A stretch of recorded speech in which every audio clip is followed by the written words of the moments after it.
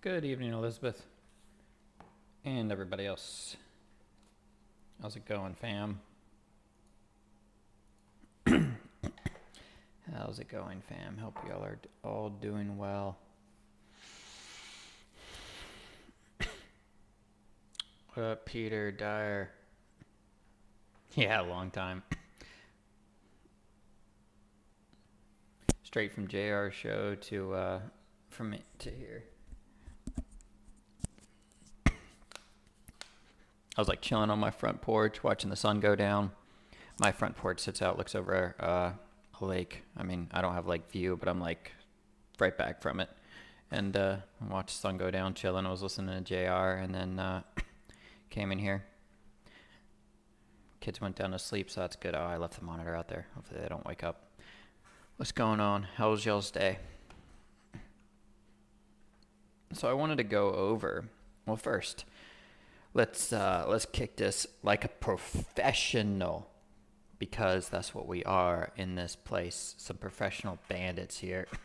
I'm Gator Show. I'm going to talk about my evening routine and something that I've started doing and kind of getting into. And I want to talk about that and then how it helps me kind of wake up the next day and like get prepped for the morning, and how I look for different levels and stuff like that kind of before I start now, and how I look for like, okay, create a plan the night before what I want to do the day of. So a lot of people don't know, well, what do you do, or how do you do this, and what are you looking for?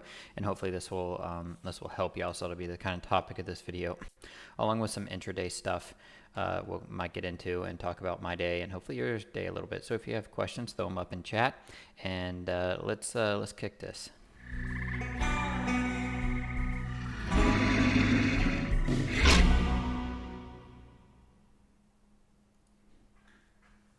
So with that, this is the first thing you must do every night. This is a Weller Special Reserve. It's an okay bottle. Very nice. Good on the nose. This helps you look at your charts and read your charts. JR does Heineken. I do whiskey. So half a shot or so. Cherry, actually, that's different. Okay, very nice. So that is Matt. Been a tough past 5 or 6 days. No blowups. Yeah, the market's been weird, and I think it's because we could be coming to the end of a move, or at least the like consolidation, or kind of like, the price action has changed. Up until last Thursday, I was just killing it, like massive, killing it moves, and then it kind of changed from Friday to today. Today, I actually traded fine and traded good. I sized down because I got like 2 hours of sleep last night. And because I had like 2 hours of sleep, I was like, I'm not feeling it. And I think I said in chat, like, I'm missing trades. I'm just like, I see the moves. I see them happening. I know what I should be doing. I'm not executing right. I'm slow to the pull. I'm selling when I shouldn't be. And that's kind of how I felt today. So I just felt I wasn't trading great, even though I saw the moves and I was kind of good. And if you watch the pre-market show, it was like, this is resistance. If we break above this, I'll go long. I did. It's like, oh, it didn't break through R1. All right, we get out. I caught some of this. And then like I took this one, and then it was like, oh, well, all right, we're back in. And it was like, if we fail this trend line and go down, I think we're going down to this area consolidation. We did, and rip. I took it long down here, and I didn't hold through this like I normally would have to the 21. And it was I didn't trade great. I did some good, and I ended fine. I was, flat green, and was like, I'm well on pace to, like, I'm fine. But I understand, like, the price action has been weird and not as smooth for the most part, especially if your main focus is Tesla. So let's talk about confidence in getting through some of that kind of price action. I think what you need to do, what can help you. Let's identify things right now in the night before you go to bed. Now, I usually, and I'm not doing it for the sake of this video, but because I like to sleep and I go to bed generally early, I usually wear blue light glasses when I do this. So just as your own thing, it actually helps me sleep, relaxes my eyes and stuff. So I usually put on these, but for the sake of the video, I'm not going to do that. And I have my watch list in names. and I just go down them. And I didn't do this drawing thing until after the CT show. And what I would do actually is I would go on and I would just throw in like pivot lines instead of these boxes, or I would pick levels that I wanted to watch. But I remembered from Kelly's show after CT talked about it, about the last 45 minutes or the hour, what I would do previously was just go, the Fab4 strategy was just go on the hourly chart, and I would just look at the previous hour, and then I would check that the next morning. But I actually find that drawing lines on my chart, let me delete this, helps me and kind of helps me locate what I should do when I sit down the next morning. So when we do the show with Andrew, I literally sit down like as I log on. Sometimes I'm like opening these windows behind me and I'm doing this other stuff. So I don't know what happens in the market. I don't know about the news. I don't know about anything before I sit down at roughly 9. It's just my schedule and kind of how I do things with the wife. So I'll sit and I'm going to go through this right now with you guys. And if it's boring, you know, you don't have to, you know, you can do whatever you like. And think about it, but I'll draw this. 45 minutes out would be this chart, so it'd be here. So we look at here. About 45 minutes to pre-market. If you're a minute or two off, it doesn't really matter. There you go. So really quick, while we're going through this, if you guys are wondering like, oh, hey, you know, JR, what's you know, if you're new to what I do here, anything like that, links in this description to the Discord that myself and the other traders who come on the show and talk trade in, and also the T3 live room is in the description of this video. There's an affiliate link there. If you click on that and join, you'll support this channel and help this channel out. And you know, if you don't want to, or you are in both of those things or whatever it is, and you want to leave a like and a share to the video, I'd appreciate it. That always means a lot and does a lot. And if you have questions about any of this afterwards, throw it in the comments and I'll get back to you as quickly as I can on it. And sorry if I'm ever delayed on those. So this is the pre-market. What up, Praveen? How you doing? I saved that video you sent on my phone. I'm going to check it out afterwards. My office is getting finished upstairs next week as far as the framing for it. So I've got my wall, my door, all that stuff in. So I'm going to move my desk up there next week and then like work on the design of the office and like sketch and all this stuff for getting it done. So it's going to be sick. It's going to be like a library, whiskey room, with a modern like trading feel to it is the vibe I'm going for, which I don't even know if those things, you know, I don't even know how those things go together, but. So I go from chart to chart and I'll move my face out of the way really quick here. Is this the right one?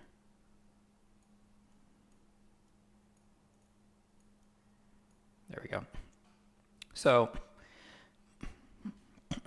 and I'll see, so today or yesterday, if you saw what I talked about this morning, and JR did this on the show, I'm actually not sure how to draw on TC2000 because I never do it.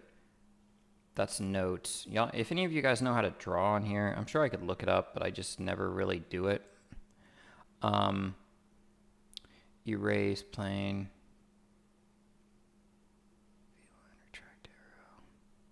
I am not sure how to draw on this thing. So I'm just going to do this, and you guys will see what I'm talking about. What I looked at the beginning of yesterday, and I talked about it in the show, and then we'll talk about what I do here.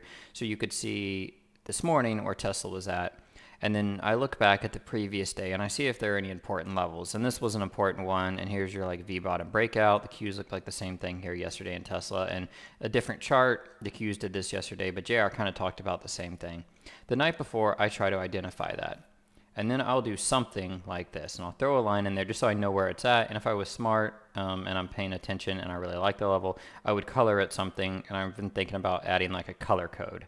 So meaning that would be support. And then I could delete the line at the end of the day if it ended up not being anything that next day. And you can see why that's important here. And then I come into the day and I say, okay, I drew this, my Fab4 kind of line, 45 minutes or so before, go down to the 200, and this moves. My charts are garbage. No, they're not, because it starts here. Never mind.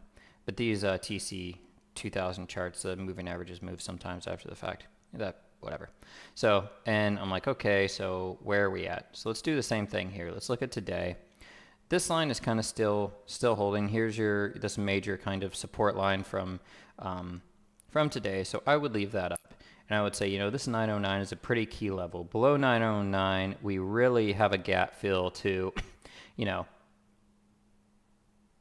900, which obviously is a key level everybody knows about. But so what I'm going to watch for tomorrow. So now I drew my Fab 4 here. I see us currently below the 2-minute 200. And I see us just above the 21 on the 2-minute. So where are we going to be at tomorrow when we open up? 2 horizontal lines to mark the Fab 4.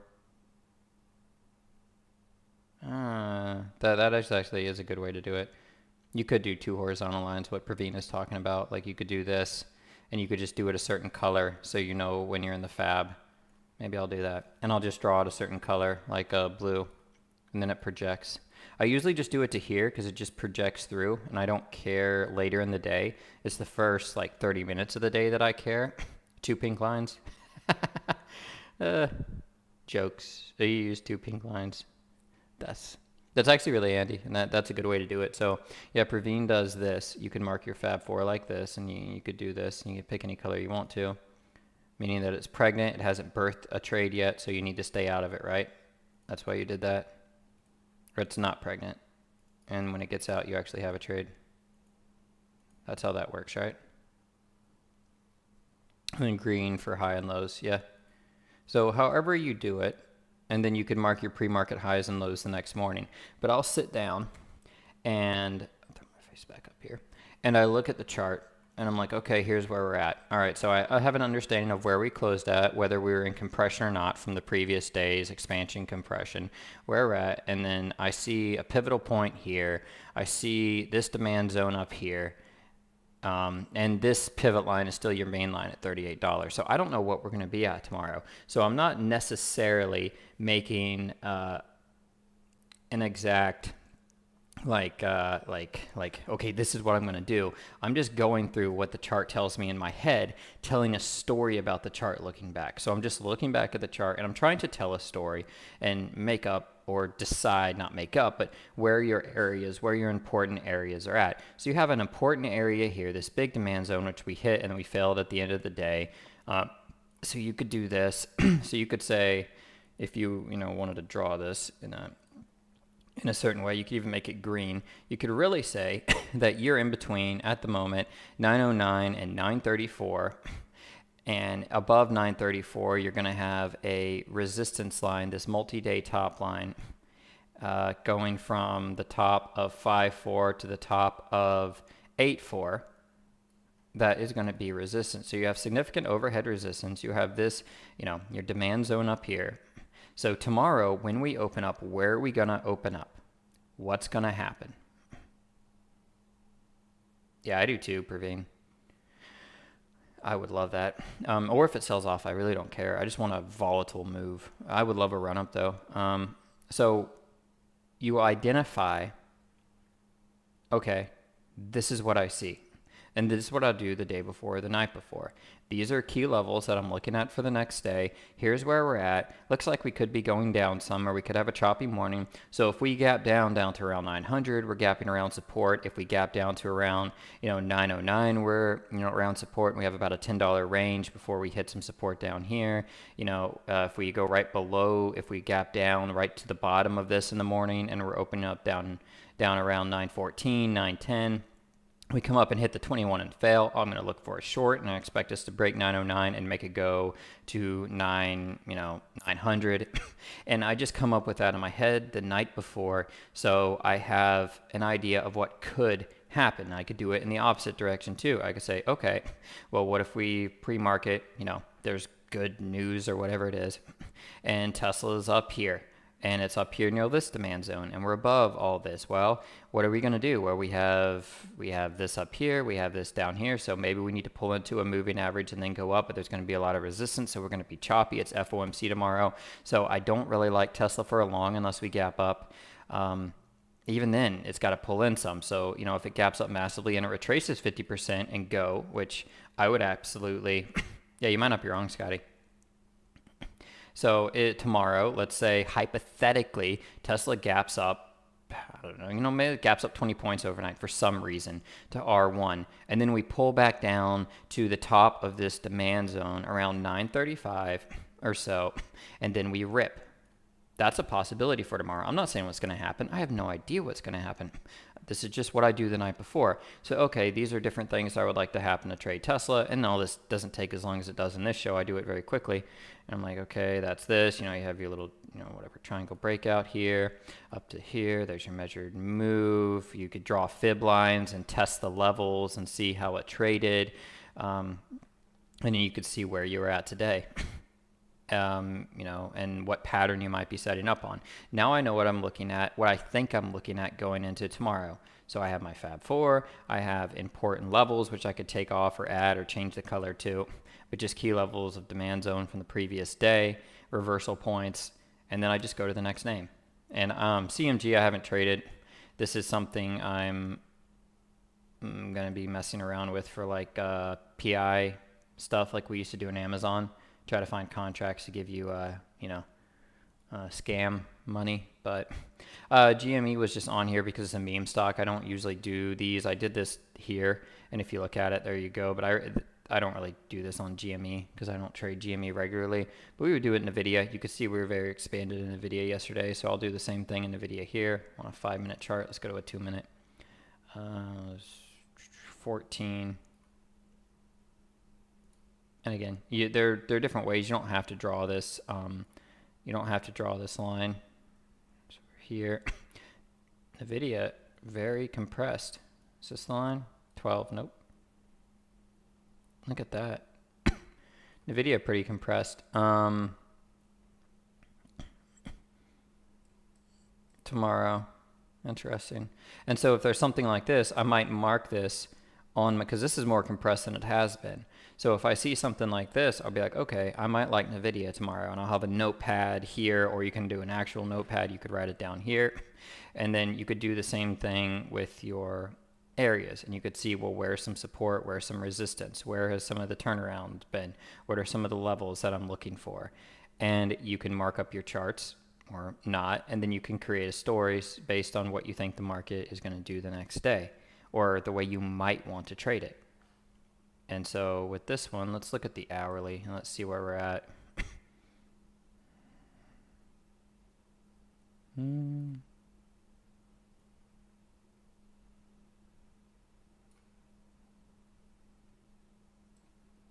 So you're hitting this, but I mean, that's just from there. You've put in, a couple legs up, and you're flagging, and you're extremely compressed. So if the market wants to run tomorrow, I could see Nvidia beginning to push and retest that 200 level. I don't think it gets that high necessarily tomorrow, but I'm just talking general. So maybe we start pushing up and testing a higher move. And you can do something like, well, what's your average daily range? Like what we usually move, like 6 points or so, 6 to 10 points is our late average. So you could expect to see a 6 to 10 point move tomorrow. Well, if we open up flat or just above this line, so let's say we open up at day highs or outside of this box near the top of here. Here's some resistance up in this area. So we need to clear the top of this $91 area. We're at 88. I don't know what the market's going to do tomorrow. All I'm doing is sitting here and be like, you know what, Nvidia looks like it could be a decent long tomorrow.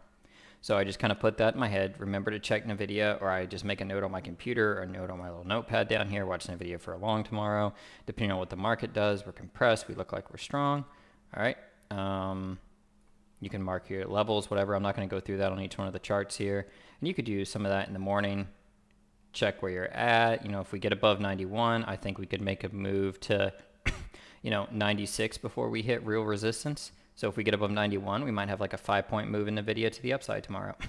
$8 move in Nvidia. Maybe we get all the way to R3 if the market is super strong. If you're very bullish going into FOMC, you could get if you get a 2-point gap up around the top here, pull in a little bit and rip. You could have a good day in Nvidia tomorrow, and we could see the top of this demand zone up over here start testing. Your next resistance really though is here at $96. But a $2 down move and then up that move kind of hits your ATR. So There you go, Nvidia. There's your trade idea for tomorrow, Nvidia. Take that down. There's your move. We're kind of compressed as close to what we've been the last couple of days. We're right on the 200 and the 21. Let's see where we open up. Do we open up below it? Do we open up above it? That's what I'm looking for in Nvidia tomorrow. Netflix. And I'm probably not going to do this on every name today. I mean, I don't mind doing it, but I feel like it would just be a very repetitive show if we did that, going through each one of these names. I mean, we could do this every night if you guys wanted to, but because I do this briefly at night. What am I doing? I'm supposed to be going to 45.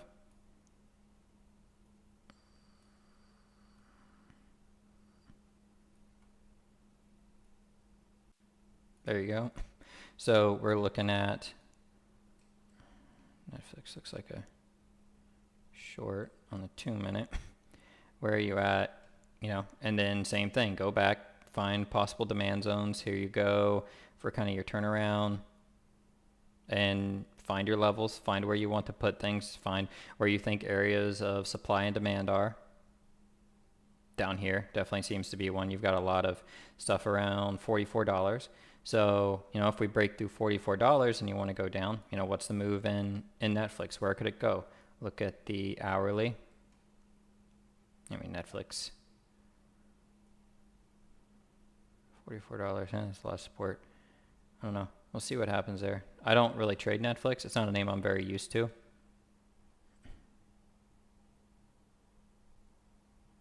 I would be, but from what Praveen said, if past FOMC, Tesla wants to run up and just do a massive run to all-time highs, dude, that would be so much fun if that happens.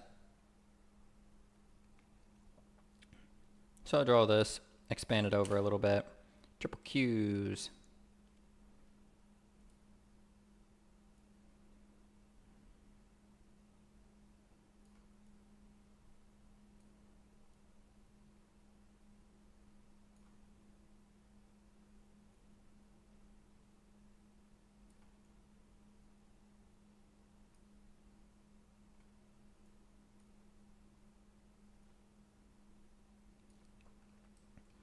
So I don't know. You know, JR talked about this one on his show. I don't kind of need to repeat it, but you can see, you know, you can see the same thing happened here. If you're talking about finding these kind of descending breakout levels that can be support. You know, we caught some of this move today. That was that from earlier. Drew that one and shorted off of that line a couple of times. And look at where we're at and where we can go. Draw my little lines, look at the 21 and the 200. Are we compressed? Are we fairly compressed? Okay, yes. Where's your overhead? Your overhead's right up here. So what happens if we look at the hourly and the daily where we're at, what our charts are looking like? As a random note, I am looking to short the Qs. Good chance I start adding, take a quarter size in a position. I'll let y'all know when I do it. I might even do some like 270 puts expiring December 30th. I was looking at them today. I almost took them, but I had to take my kids to a hospital, and I forgot to answer Rebecca. The pregnancy is going really well for Grace. She's doing really well, actually. So she's very low symptoms in all of the pregnancies we've had. So she's doing really good, and I'm really watching the Qs to go all the way up to like 350. Man, if they get up here, I'd be shorting the absolute living crap out of this name. I don't know if it'll get there, but I'm looking at like starting a position where I'm adding all the way up to 350, and then, you know, and not a lot. I think I want the total position to be like 10,000 of risk, dollars worth of risk, for a move back down to like, you know, end of year, going through the lows of the year and taking it out. I think that's doable for this year. So I wouldn't be surprised at all to see us retest the lows, and I'm going to be adding to a short position, and I'll probably get in some tomorrow to start it, especially if we get up into the, if we test like 36, go a little bit higher, I'll be shorting the Qs, starting a position, and then just adding all the way up to $50. So as a random note, I'm not telling anybody to do anything I do. I'll do the same thing in the Qs. Same thing in the SPY. And this will be, I might look at one other one, and then I'll do Amazon, and and then I'll call it as far as going through these, unless you guys want to just look at these. But I feel like once you've kind of seen it happen, you can do it.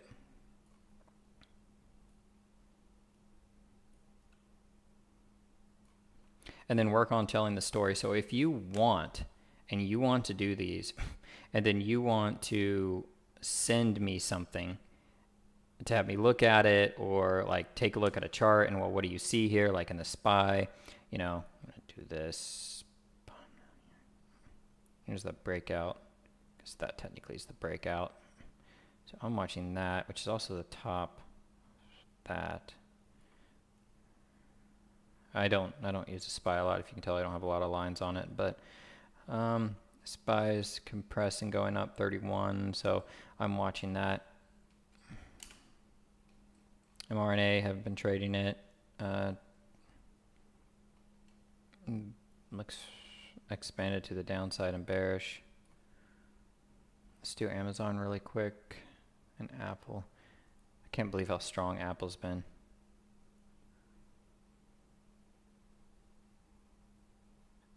That one.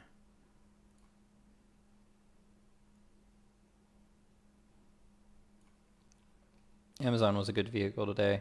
I left. I wanted to short Amazon here. I shorted Amazon and went long Amazon down here because it came in.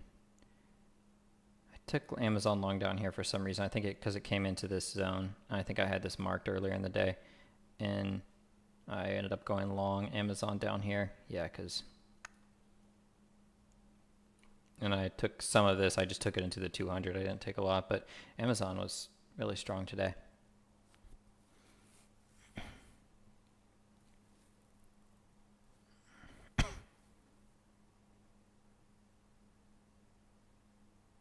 Yeah, for the faith. Yeah, Matt, that would be like a whole show almost to answer the entire question. But I do. My faith, I think, plays a huge role, and for different reasons. Yeah, I'd be glad to do a whole show on it. I'll talk shortly about it here, and then I'll definitely do a show on it soon. And again, remember, like this and Amazon and stuff, find levels where there are breakouts and you have these runs up and these different names, and find areas of support when you do stuff like this. And even if you're wrong, really quick, and then I'll get into the faith question, really quick, even if you're wrong, it's good to be wrong because you learn when you're wrong. So figure out why you were wrong, or if you were wrong, and just get used to doing it and being wrong. So it's like here's your bottom of kind of, here's your, here's it pulled in. So you had an igniting sequence. It pulled into a moving average, retested the moving average and went up. So here is a line for tomorrow, or for, during the day. You could do this midday. This is your, kind of support line. And then once you get back above it, and then you test it again, and then you go up, there's your long. It's the end of the day, so I wouldn't take that. But there's how you kind of find your levels, and look how that kind of corresponds, by the way. But just as a really quick aside here with Amazon, that's how you'll find your levels and stuff intraday or at the end of days.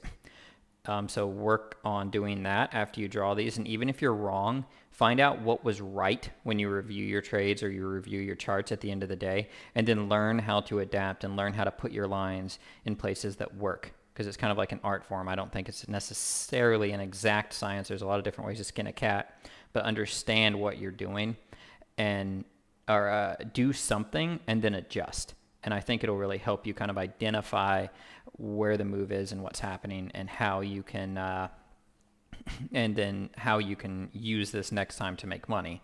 You could do something like, it popped back up, it went above this line, it came back and tested it. All right, I'm going to buy off of a trigger somewhere in here. I'm going to put a stop down here. So I'm in at $44, and I'm going to give myself 50 cents or something, and it never comes back past 50 cents, so you don't get stopped out and you can catch a move. End of the day, I probably wouldn't do it, but you see what I'm saying with the zones and the levels. Just something you can do the night before, something you can do during the day to locate this. So I think my faith plays a ton of success in in my trading, and partially because it develops my character and develops who I am and the way I view the world. What if you were to classify it as I'm a Christian, and then if you were to put me in a category of the different Christians, I'm a Reformed believer, Reformed, Presbyterian, Calvinist, if you want to look up the terms or you know what those are. And so that's my outlook on the world. I believe everything is ordained and God is in control of everything. So, and I believe in his sovereignty over all things and over my life. And I believe that I am to do the best I can to honor and glorify him. And that is the purpose of what I do. And I really do think it would take a show to kind of get into it. And I don't want to ramble too much, but it keeps me humble, and I have a way of looking at the world that, like, I'm not the center of everything, that I'm not, everything that matters, that I'm not, I can be wrong, I can do this. It doesn't necessarily mean that everything is against me, that, it's all this, and it gives me perspective to look. It gives me perspective to understand why I'm doing things, to keep a level head, to control my anger or my frustration, or to come into the market with an understanding of why I'm doing this. And it's not just for me.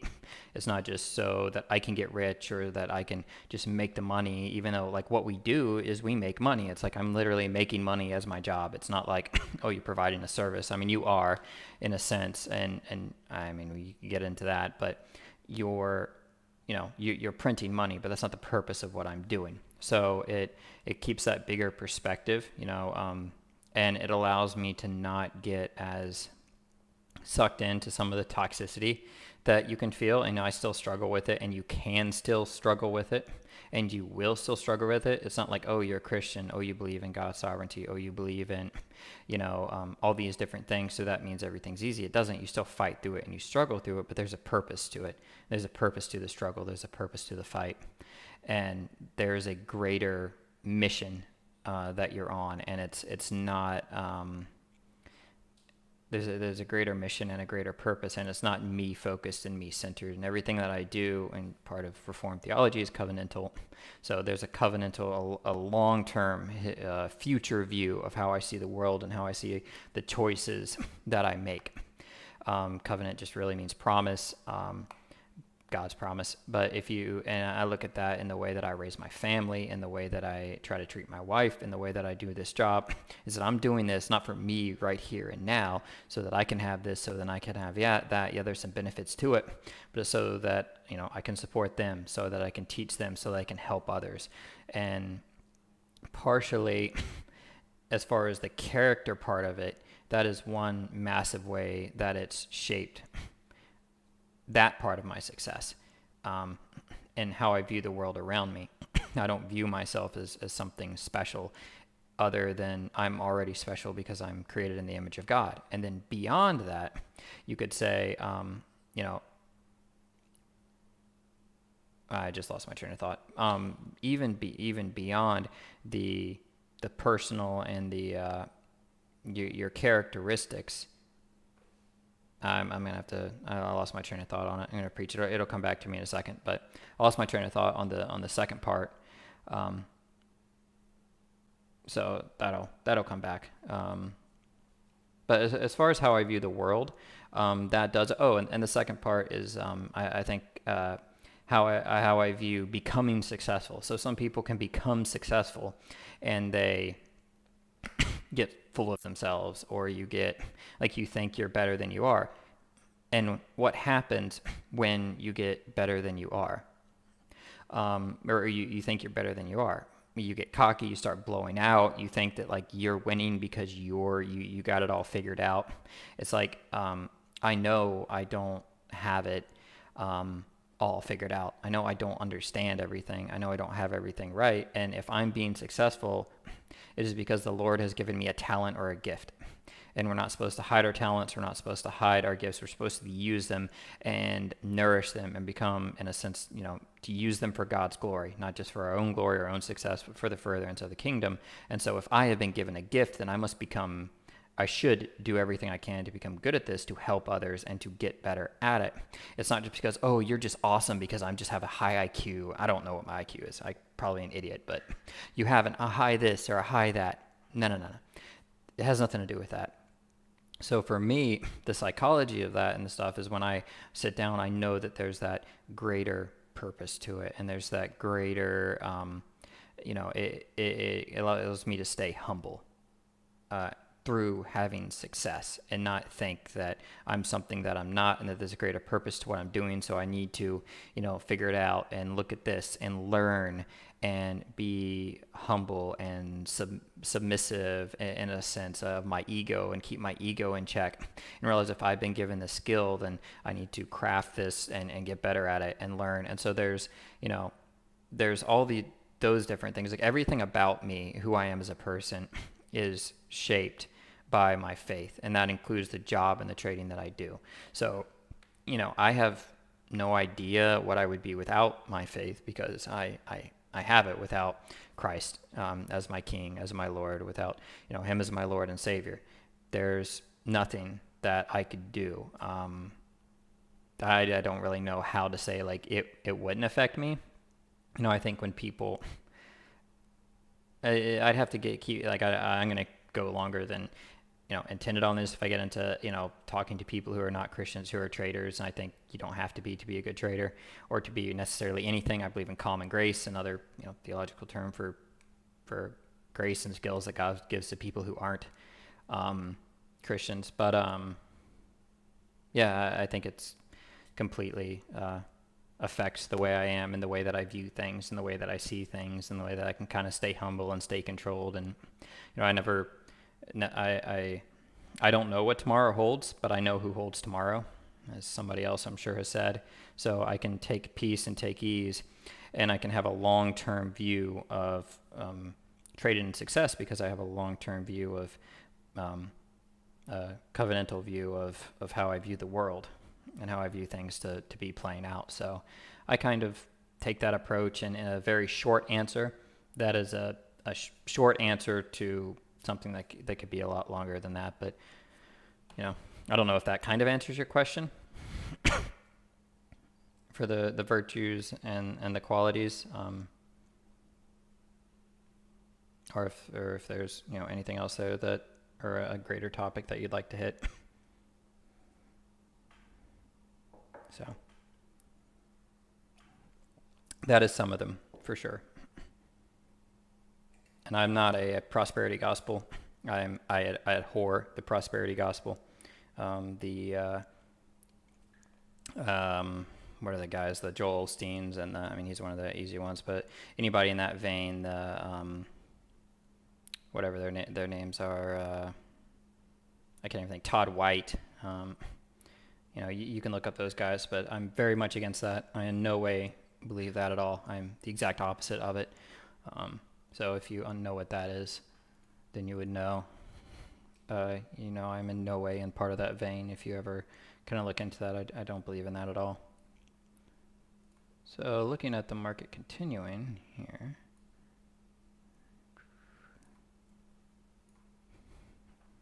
Very much against any type of works-based salvation or rewards. Square. I was watching Square today. Square looks interesting to me, and I'm not again amazing. It's kind of like I haven't traded it, so I haven't drawn a lot of stuff on it, but it seems to be very near support. And you dip back down below here, and you test at the bottom, and now as long as you hold here, Square could be a swing long for me. I'm considering a swing position in a retirement account, a 401k, or even maybe a longer hold account in Square. You on the daily came down almost to the 21. You're holding the 8 on the 21. You've kind of made a leg up, and you're consolidating. I could see Square making a move and going back up and testing some of these higher pivots. As long as you hold, if you were to throw basically a fib on Square, And I do stuff like this at night too if I have more time and I don't want to go to bed. As long as you hold 80 bucks basically, and we test the 21, or we don't even test the 21, we get a buy setup through here. I like square to the long side just because it's one of those, in a market that is FOMOing. So if you say, hey, the market's FOMOing, we pull down, we held support, long time support here back to 2019, 2020.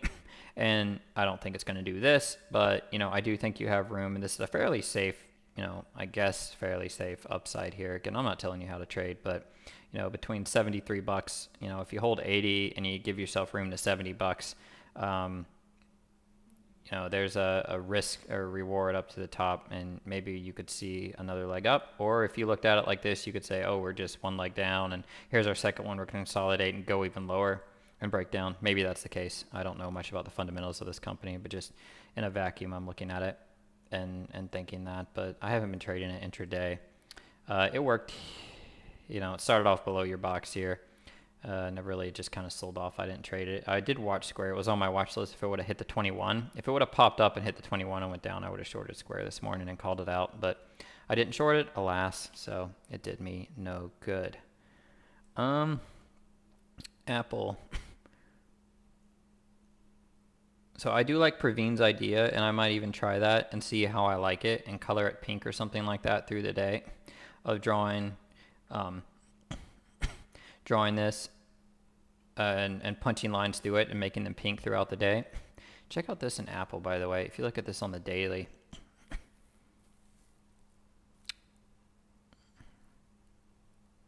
yeah, you just move the lines. You just make them pink lines and you just move them to the top of your Fab 4. Look at this. Like I drew this fork here, and this fork is probably wrong for some reason or something, but I just like loosely drew it. And you've just been bumping across the top of this line, just going straight up. It's like parabolic. Apple is just crazy strong. Man, that name's wild.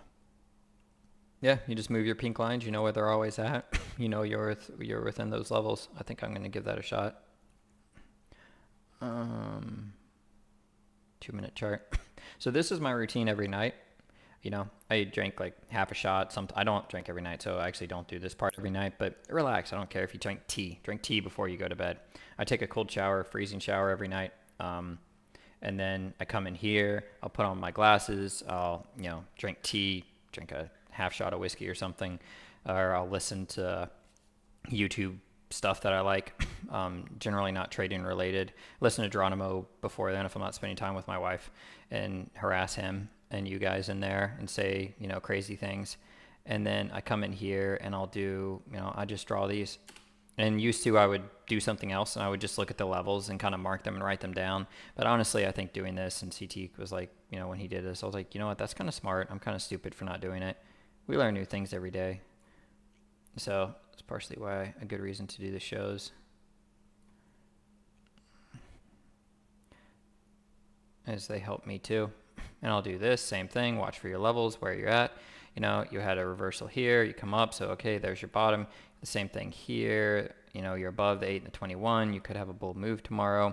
You need to get above. There's a lot. Look at all this demand here, this 100 level for this past couple days, and I guess since the 12th. So you look at this. So a lot of demand here. You really have to get above that. So you want to go out to a 5-minute chart, 15-minute chart, however you want to do it. Start putting your levels in. Come up with a trading idea for the next day, for the previous day. See what names are compressed. Write down the names that you like, the names that you don't like. There's nothing really special here. There's no secret here. It's no secret sauce of, some way to do it. Look back at the chart. Find breakouts with measured moves. Here's your breakout with a measured move. So we hit resistance in AMC. I don't trade AMC, so I don't actually need to put this on here, but if I did, this was your short in AMC here.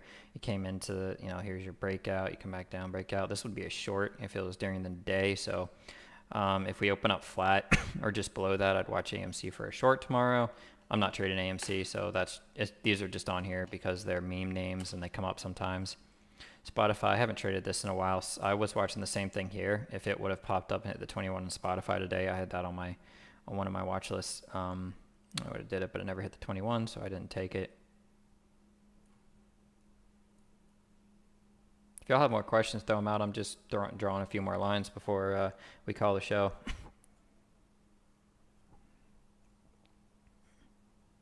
Yeah, you're welcome. What do you mean by setting up levels, Dari? Oh, set to. Sorry, Cursor. Fib levels currently, I need to set one to 138. So edit.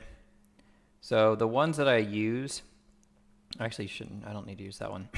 The 38, 50, 61, 100, 161, 127. These are like out of order, but it doesn't matter because they still go to the same place. So it doesn't matter if they're out of order as long as you check them. So those are the lines I use, and I actually need to put a 138 down here extension. I don't use that one a lot. Oops, what am I doing? Sorry. I can't actually draw on these right now because my numbers are hotkeys for Streamlabs. So those are the ones that I use. I need to add the 138 extension because the 138 is another one that works, and I've added it before, and then I added it on my laptop, and I didn't add it on this computer, so I need to add it to those. So those are the fib levels that I use, and I use them kind of like Kelly talked about in his video that he did with me.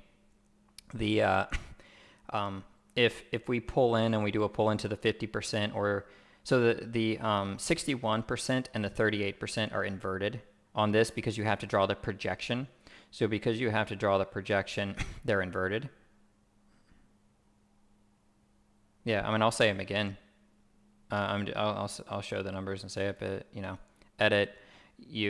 Why is that on there? It keeps popping back. The 38.20%, and I'll zoom in on it. Oh, you can't see it. 38.20, the 50%, the 61.80, 0.8, the 100%, 161.8, and 127. Yeah.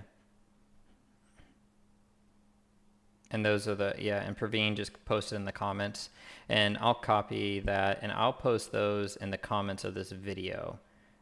If I remember to do that, I'll get on and I'll post those that Praveen posted there. I don't use all of them.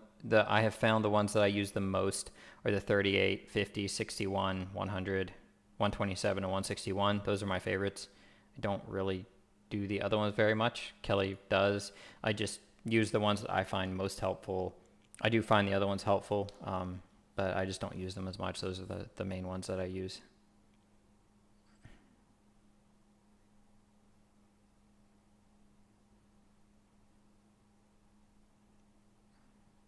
And you're welcome, Mr. K-Man. So the level. So Dari, I talked about it earlier in the show. And if are you in the T3 room? The T3 live room? If you are, okay, Geronimo talked about it on tonight's show. I do mine very similar to his. Yeah, I do mine very similar to that. So if we were, and I learned it from him, so it's no secret. What I do is I go back and I look, if we're looking at Tesla, like a clear breakout,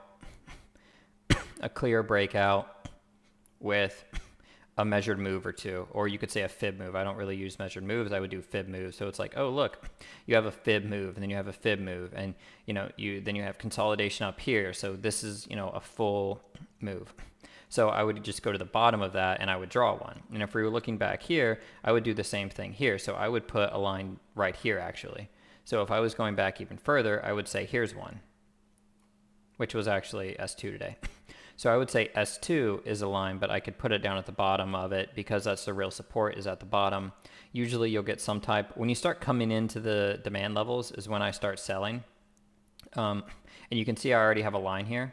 So I have a line here, which was already here, the 883.20, because here's your breakout, and then here's the bottom of that line.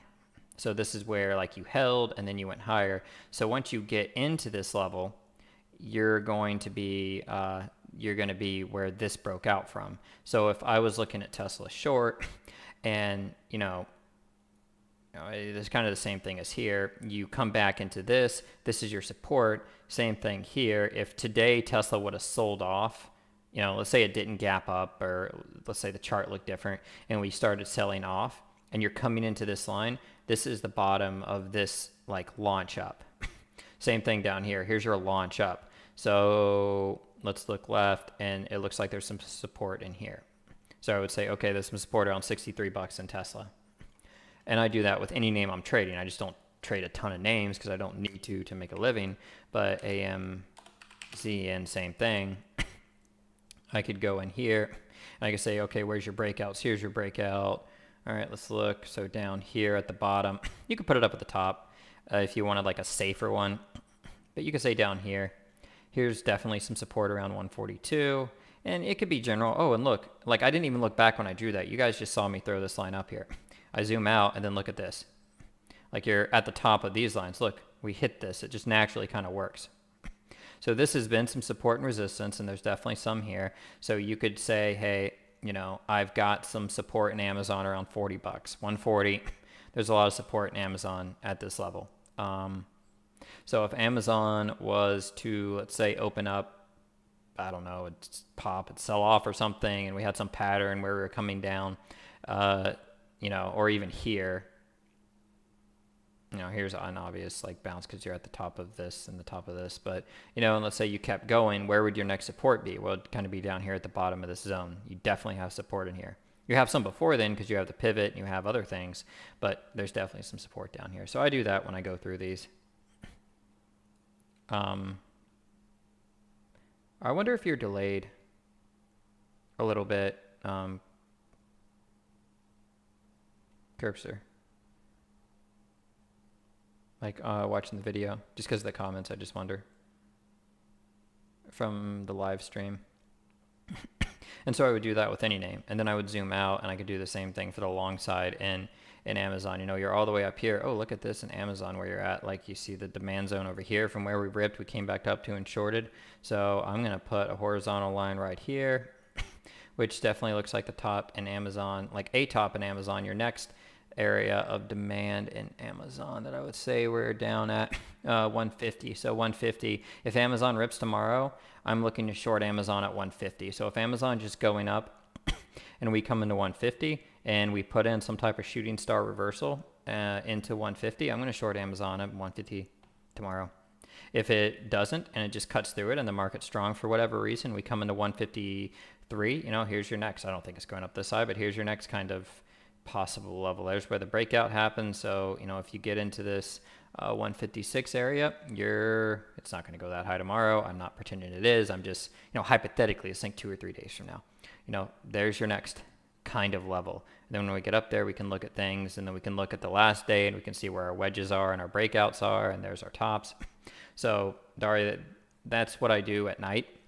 I draw these, I look back on the chart, I try to find measured moves. If this is all I see, then I really don't see anything. And tomorrow I would come in, like today I came into Amazon like this. This hadn't happened yet, so we're right here this morning. And what I'm seeing is support and resistance is basically yesterday's high because we have no real measured move. So if I'm looking at Amazon yesterday, like we don't have like this. We just kind of have this. So what am I looking at? This line down here, probably from the previous day.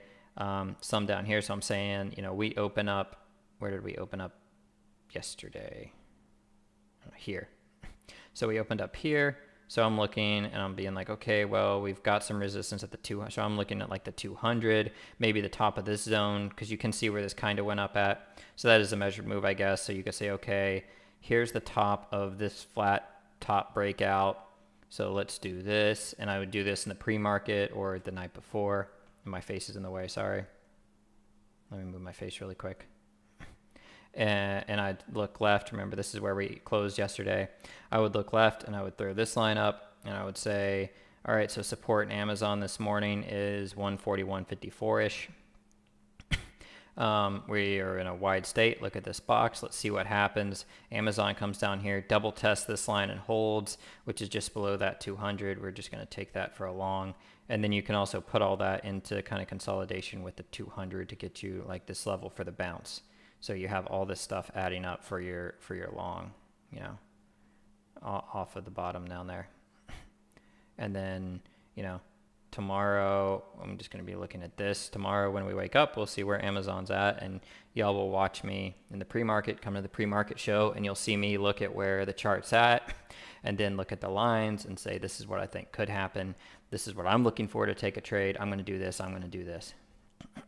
And then hopefully I sleep more than 2 hours tonight, and I'm actually got the, in the sense to take it. I wasn't trading well today. Like, I traded good. I had the spots, and usually I nail the trades. I'd hold them with more size than I was taking today, but I was sized down and I just wasn't feeling it today. Like, I wasn't feeling it. I was even seeing the spots where I needed to buy.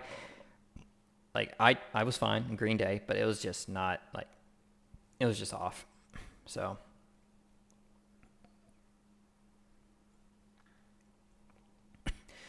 I just knew I was off, and I just wasn't trading well. And I don't know. So they happen like that. So my supply and demand zones, I do on the 2 minute, so I do them on all time frames. The 2 minute for the short, so I do the 2 minute, and then I go out to the hourly and the 15 minute.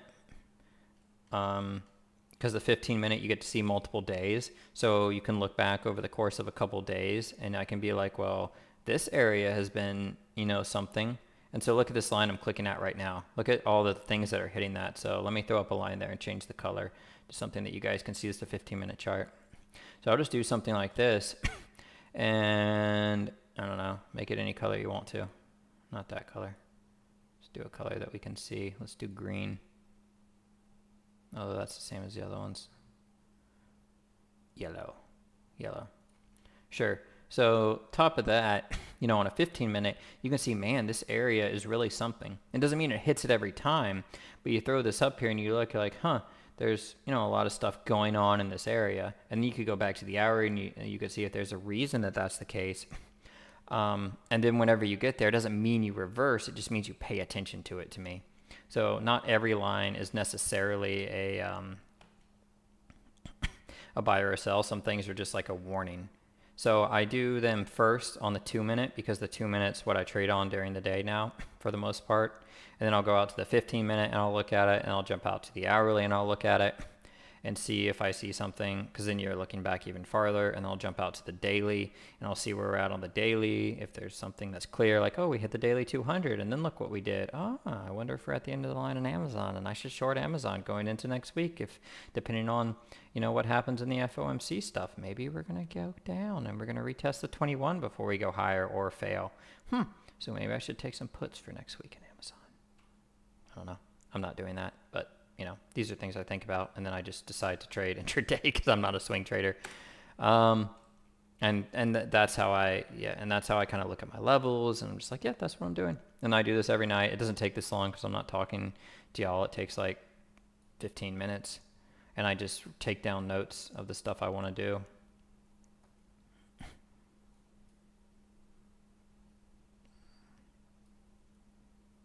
I'm going to be making my lines pink tomorrow, though, in the morning.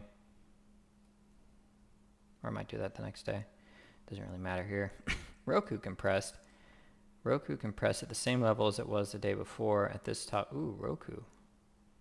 Huh. Interesting. 200.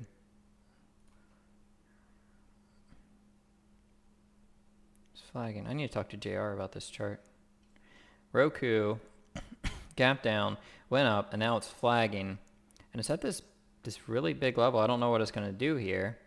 You know, you need to get above 86 bucks, but you know, you could, I guess, break down, but you're right at the moving averages on a lot of different time frames. Roku could be an interesting long if you guys like swings. Another name that could still move to the 200 if the market rallies. Roku, Facebook. Oh yeah, Meta is the other name I trade every day, because everybody likes to short Meta.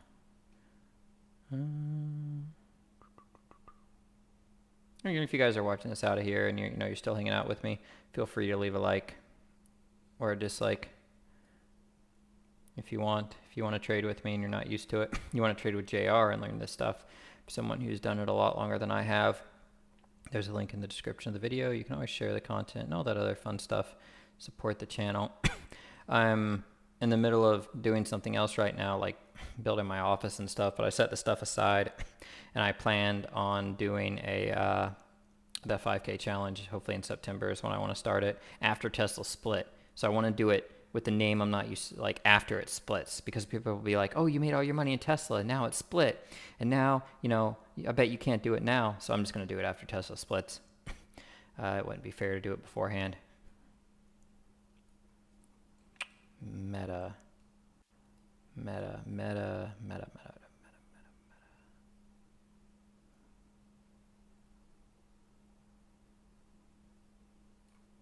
already got that level marked on it.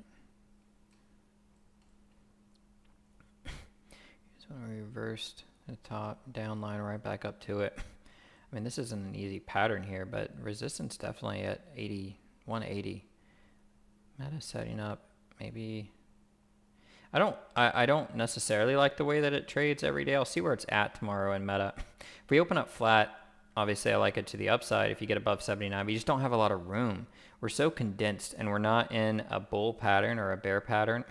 We're in sideways consolidation in Meta right now, and we've been in this, but it hasn't, like the way it trades, just gap and sideways, gap and sideways. So I don't like I'm not holding this thing or swinging these things for an area. I just don't like the way. I've been able to make money on it. I've made good money on it, but I like it. It's like a scalp. You know, it's a true day trade for a level breaking down and flushing. It's not something that's like, oh, we're trending. We don't trend. We just go sideways, and then we gap in either direction. You know, 5 points, 2 points, then we just go sideways for 4 or 5 days, then we gap again. You know, so maybe your next gap's going to take you to, you know, I don't know. Maybe we'll go back up to 83 and then 88. I don't know.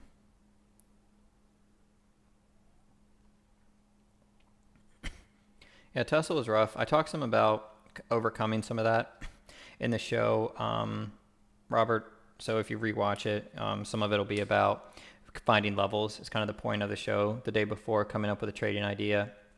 So when you sit down in the morning, you're not looking at nothing, and you're not like, I don't know what I'm going to do. And it'll help you with confidence. So we've been going for an hour. I only wanted to go for 45 minutes. Go figure. I'm long-winded, whatever. The idea behind this, and then I'll cut it, is you're having a hard time. What helps you is feeling that you still know what you're doing and that you have a plan. Because if you just sit down and you don't know what you're going to do and you're worried and you're all this stuff, then like it takes you over in the morning. I sit down at night, calm, relaxed, you know, bougie, you know, pinky up, bougie. Don't drink whiskey like that. Chilling, sipping, watching the charts, picking the levels, drawing the box, finding what I like, coming up with an idea for tomorrow. And you can rewatch the show to kind of get this in more detail. I'm not going to go back all through it. I like this if it does this, and this if it does this. Here's this. Okay, so here's this. Coming up with your possible levels, waking up the next day, seeing where the market's at, testing what you might want to do, sitting down, trying to play it, and that's kind of the very short synopsis of the show. And if you've been having a hard time, man, and you know, we want to talk about it, want to send me trades or anything like that, hit me up in Discord. I'd be glad to kind of help you out and maybe help you get back on track. I'd be, you know, more than happy to. So if that's something that you're that you're interested in, that's fine. If not, hopefully if you rewatch this and kind of get through it, we can, you know, help you kind of identify a little bit something that might help you kind of get your bearings a little bit, find something, and trade a plan earlier, kind of help you develop that plan. And another thing this does, guys, is you can see the state of it in the day before if you compare the last 3 days. So like while I might move the pink lines that Praveen does, and I'm going to try that and see how I like it throughout the day.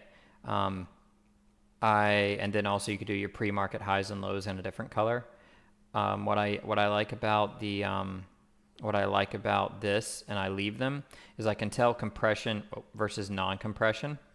So when I look at it, I can be like, you know, look at this and then look what it did the next day. Look at this and what it did the next day. And I can see the difference in this And so it could give me an idea of how the stock might move the next day if I'm just used to seeing a certain like wide or small compression at the end of the day. Another reason I was thinking about it, and I was like, you know what, I need to start drawing boxes as opposed to just like eyeballing things, which is what I was doing before.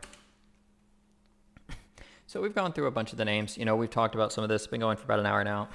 Appreciate you guys coming out. If you have any other questions, feel free to, you know, send them, throw them in the description of this video, and I'll answer them. Hit me up in Discord. I'll, you know, be glad to answer them.